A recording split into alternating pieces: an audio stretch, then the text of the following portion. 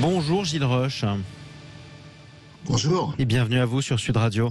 Vous êtes médecin infectiologue retraité à Montpellier. Hier, votre confrère et collègue, le professeur Raoult, a écopé d'un blâme du Conseil de l'Ordre des médecins. Il lui était reproché d'avoir fait la promotion de l'hydroxychloroquine, je cite, sans données scientifiques établies, mais aussi d'avoir prodigué ce traitement à des patients soignés à l'IHU Marseille, leur faisant, je cite encore, courir un risque inconsidéré. Un blâme, c'est le deuxième niveau de sanction après l'avertissement, mais on est quand même très loin de la radiation que demandaient ses adversaires. On est d'accord que c'est tout sauf une sanction.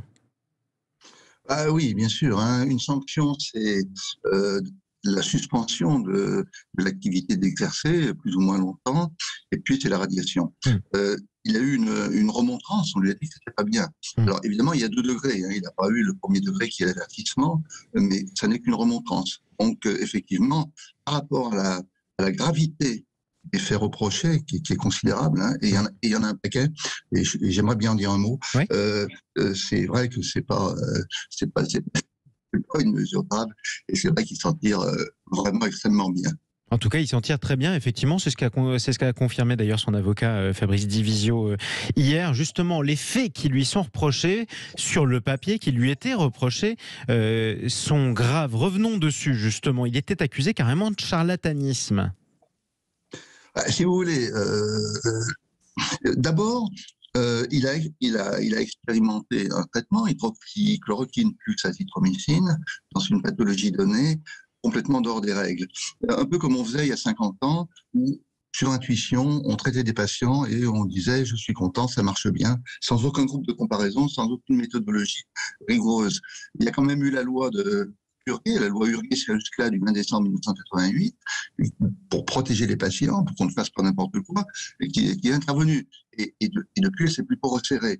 Donc c'est vrai qu'aujourd'hui, on puisse encore faire des choses pareilles, et en parler autant, c'est vrai que c'est assez sidérant.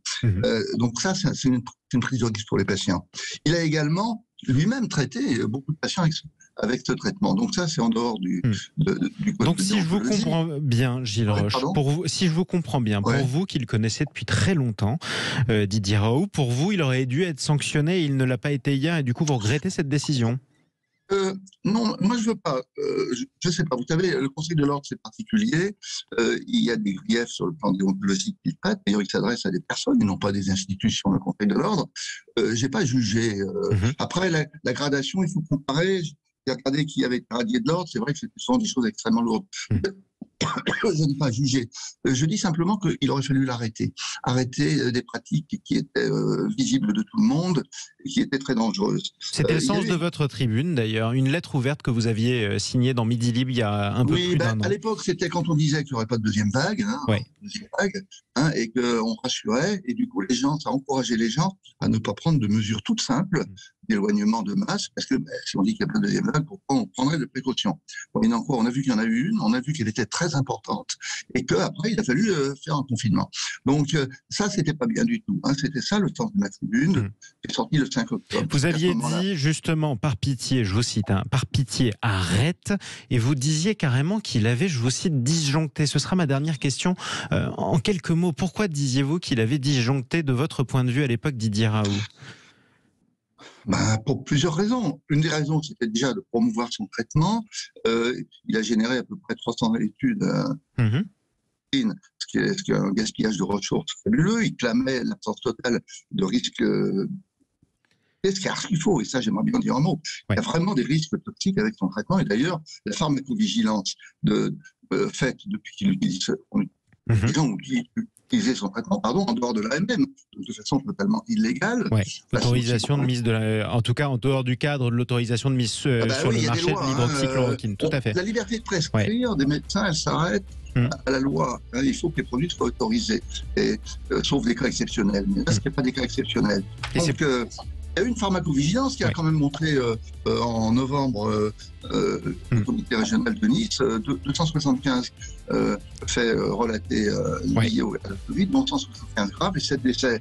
Et il y a eu et l'association n'est pas anodine.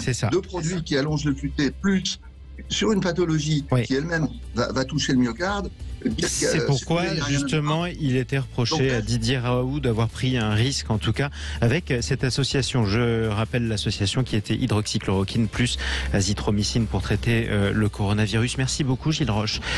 Un an après d'avoir repris la parole sur Sud Radio, médecin infectiologue retraité à Montpellier, vous aviez commencé votre carrière auprès de Didier Raoult, dont vous pratiquez la même spécialité d'infectiologie. Restez avec nous sur Sud Radio, chers amis. Il est 8h13, le coronavirus et la 5e vague. On va y revenir. Ce sera notre question du jour. À tout de suite.